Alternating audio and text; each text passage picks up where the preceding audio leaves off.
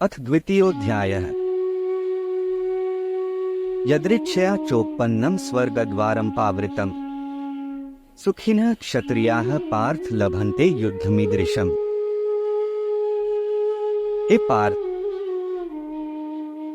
अपने आप प्राप्त हुए और खुले हुए सके किया जा जिसका वध नहीं स्वर्ग के द्वार रूप इस प्रकार के युद्ध को भाग्यवान क्षत्रिय लोग ही पाते हैं। अथ चेत् त्वमिम धर्मे संग्रामं न करिष्यसि ततः स्वधर्म कीर्तिं च हित्वा पापं वाप्स्यसि। किंतु यदि तू इस धर्मयुक्त युद्ध को नहीं करेगा तो स्वधर्म और कीर्ति को खोकर पाप को प्राप्त होगा। भूतानि चापि अकीर्ति ते व्यया चाकीर्ति कथयिष्यन्ति संभावितस्य मरणातिरिच्यते। तथा सब लोग तेरी बहुत काल तक रहने वाली अपकीर्ति का भी कथन करेंगे और माननीय पुरुष के लिए अपकीर्ति मरण से भी बढ़कर है। भयाद्रणादुपर्तं मन्स्यन्ते त्वां महार्था है येषा च त्वं बहुमतो भूत्वा यास्यसि लाघवम्।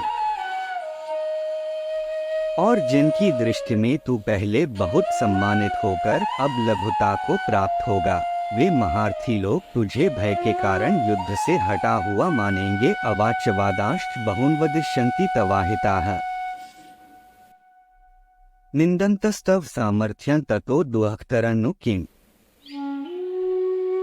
तेरे वैरी लोग तेरे सामर्थ्य की निंदा करते हुए तुझे बहुत से न कहने योग्य वचन भी कहेंगे, उससे अधिक दुख और क्या होगा।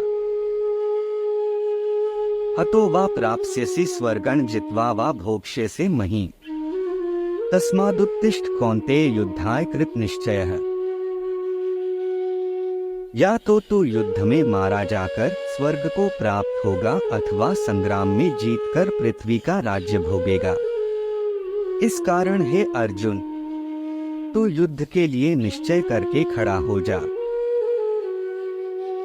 सुख दुःखे समे कृत्वा लाभालाभौ जया जया ततो युद्धाय युज्यस्व नैव पापं वाप्स्यसि। जय पराजय, लाभानि और सुख दुःख को समान समझकर उसके बाद युद्ध के लिए तैयार हो जा। इस प्रकार युद्ध करने से तू पाप को नहीं प्राप्त होगा। एषा ते विहिता सांख्ये बुद्धिर्योगे त्विमाश्रेणु बुद्धया युक्तो यया पार्थ कर्म बंधन प्रहास्यसि। हे पार्थ, यह बुद्धि तेरे लिए ज्ञान योग के विषय में कही गई और अब तू इसको कर्मयोग के विषय में सुन। जिस बुद्धि से युक्त हुआ तू कर्मों के बंधन को भली भांति त्याग देगा अर्थात सर्वथा नष्ट कर डालेगा। नेहाभिक्रमनाशोस्ति प्रत्यवायो न विद्यते स्वल्पमप्यस्य धर्मस्य त्रायते महतो भया। इस कर्मयोग में आरंभ का अर्थात बीज का नाश नहीं है और उल्टा फल रूप दोष भी नहीं है, बल्कि इस कर्मयोग रूप धर्म का थोड़ा सा भी साधन जन्मक मृत्यु रूप महान भय से रक्षा कर लेता है। व्यवसायात्मिका बुद्धिरेके कुरुनंदन बहुशाखा ह्यनंताश्च बुद्धयो व्यवसायिना। हे अर्जुन, इस कर्मयोग में निश्चयात्मिका बुद्धि एक ही होती है, किंतु अस्थिर विचार वाले विवेकहीन सकाम मनुष्यों की बुद्धियां निश्चय ही बहुत भेदों वाली और अनंत होती हैं। यामिमा पुष्पिता वाचं प्रवदन्ते विपश्चितः वेदवादर्ताः पार्थ नान्यदस्तीति वादेन। कामात्मानः स्वर्गपरा जन्म कर्म फलप्रदा क्रिया विशेष बहुला भोगैश्वर्यक्ति प्रति भोगैश्वर्य प्रसक्ताना तयापहृतचेतसा व्यवसायात्मिका बुद्धिः समाधौ न विधीयते। हे अर्जुन, जो भोगों में तन्मय हो रहे हैं, जो कर्मफल के प्रशंसक वेदवाक्यों में ही प्रीति रखते हैं, जिनकी बुद्धि में स्वर्ग ही परम प्राप्य वस्तु है और जो स्वर्ग से बढ़कर दूसरी कोई वस्तु ही नहीं है, ऐसा कहने वाले हैं।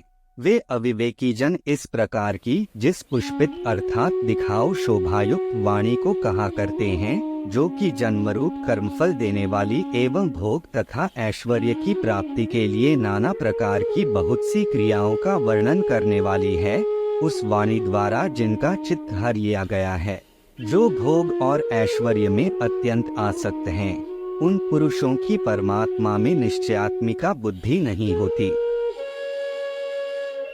त्रैगुण्य विषया वेदा निस्त्रैगुण्यो भवार्जुन, निर्द्वंद्वो नित्य सत्वस्थो निर्योगक्षेम आत्मवान।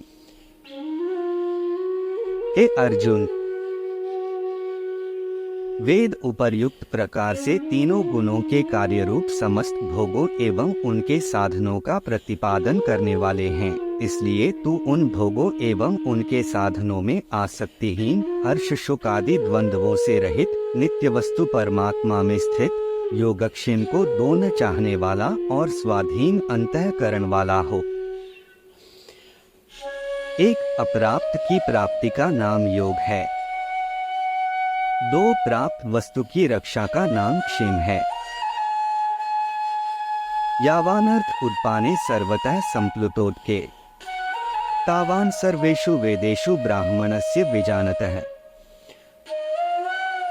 सब ओर से परिपूर्ण जलाशय के प्राप्त हो जाने पर छोटे जलाशय में मनुष्य का जितना प्रयोजन रहता है, ब्रह्म को तत्व से जानने वाले ब्राह्मण का समस्त वेदों में उतना ही प्रयोजन रह जाता है। कर्मण्येवाधिकारस्ते मा फलेषु कदाचन, मा कर्मफल हेतुर्भूर्मा ते संगोस्त्व कर्मणि। तेरा कर्म करने में ही अधिकार है, उसके फलों में कभी नहीं। इसलिए तू कर्मों के फल का हेतु मत हो तथा तेरी कर्म न करने में भी आसक्ति न हो। योगस्थः कुरु कर्माणि संगं त्यक्त्वा धनंजय, सिद्ध्य सिद्धयोः समो भूत्वा समत्व योग उच्यते। हे धनंजय, तो आसक्ति को त्याग कर तथा सिद्धि और असिद्धि में समान बुद्धि वाला होकर योग में स्थित हुआ कर्तव्य कर्मी को कर, समत्व जो कुछ भी कर्म किया जाए उसके पूर्ण होने और न होने में तथा उसके फल में संभाव रहने का नाम समत्व ही योग कहलाता है। दूरेण ह्यवरन् कर्म बुद्धि योगात् धनंजय, बुद्धो शरण मन्विच्छ कृपणाः फलहेतवः। इस समत्वरूप बुद्धि योग से सकाम कर्म अत्यंत ही निम्न श्रेणी का है। इसलिए हे धनंजय, तू समबुद्धि में ही रक्षा का उपाय ढूंढ अर्थात बुद्धि योग का ही आश्रय ग्रहण कर, क्योंकि फल के हेतु बनने वाले अत्यंत दीन हैं। बुद्धियुक्तो जहाति उभे सुकृत दुष्कृते, तस्माद्योगा युज्यस्व योगः कर्मसु कौशलम। संबुद्धियुक्त पुरुष पुण्य और पाप दोनों को इसी लोक में त्याग देता है, अर्थात उनसे मुक्त हो जाता है। इससे तू समत्वरूप योग में लग जा। यह समत्वरूप योग ही कर्मों में कुशलता है, अर्थात कर्म बंधन से छूटने का उपाय है। कर्मजं बुद्धियुक्ता ही फलं त्यक्त्वा मनीषिणः, जन्म बंध विनिर्मुक्ताः पदं गच्छन्त्यनामयम्। क्योंकि संबुद्धि से युक्त ज्ञानी जन कर्मों से उत्पन्न होने वाले फल को त्याग कर जन्मरूप बंधन से मुक्त हो निर्विकार परम पद को प्राप्त हो जाते हैं। यदा ते मोह कलिलं बुद्धिर्व्यतितरिष्यति, तदा गन्तासि निर्वेदन श्रोतव्यस्य श्रुतस्य च। जिस काल में तेरी बुद्धि मोहरूप दलदल को भली भांति पार कर जाएगी, उस समय तू सुने हुए और सुनने में आने वाले इस लोक और परलोक संबंधी सभी भोगों से वैराग्य को प्राप्त हो जाएगा। श्रुतिव प्रतिपन्नाते यदा स्थास्यति निश्चला, समाधावचला बुद्धिस्तदा योगम वाप्स्यसि। भांति भांति के वचनों को सुनने से विचलित हुई तेरी बुद्धि जब परमात्मा में अचल और स्थिर ठहर जाएगी, तब तू योग को प्राप्त हो जाएगा, अर्थात तेरा परमात्मा से नित्य संयोग हो जाएगा। अर्जुन उवाच स्थितप्रज्ञस्य का भाषा समाधिस्थस्य केशव, स्थितधियः की प्रभाषे किमासीत व्रजेत किम। अर्जुन बोले, हे केशव, समाधि में स्थित परमात्मा को प्राप्त हुए स्थिर बुद्धि पुरुष का क्या लक्षण है? वह स्थिर बुद्धि पुरुष कैसे बोलता है, कैसे बैठता है और कैसे चलता है? श्री भगवानुवाच प्रजहाति यदा कामान् सर्वान् पार्थ मनोक्तान् आत्मनेवात्मना तुष्टः स्थितप्रज्ञस्तदोच्यते। श्री भगवान बोले, हे अर्जुन, जिस काल में यह पुरुष मन में स्थित संपूर्ण कामनाओं को भली भांति त्याग देता है और आत्मा से आत्मा में ही संतुष्ट रहता है, उस काल में वह स्थितप्रज्ञ कहा जाता है। दुःखेष्वनुद्विग्नं न सुखेषु वित्तस्पृहः वीतराग भय क्रोधः स्थितधीर मुनिरुच्यते।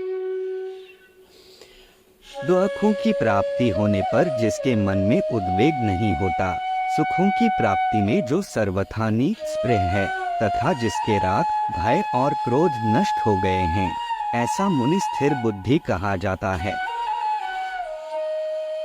यह सर्वत्रान्भिस्नेहस्तत्तत्प्राप्य शुभाशुभम् नाभिनंदति न द्वेष्टि तस्य प्रज्ञा प्रतिष्ठिता। जो पुरुष सर्वत्र स्नेहरहित हुआ, उसे उस शुभ या अशुभ वस्तु को प्राप्त होकर न प्रसन्न होता है और न द्वेष करता है, उसकी बुद्धि स्थिर है।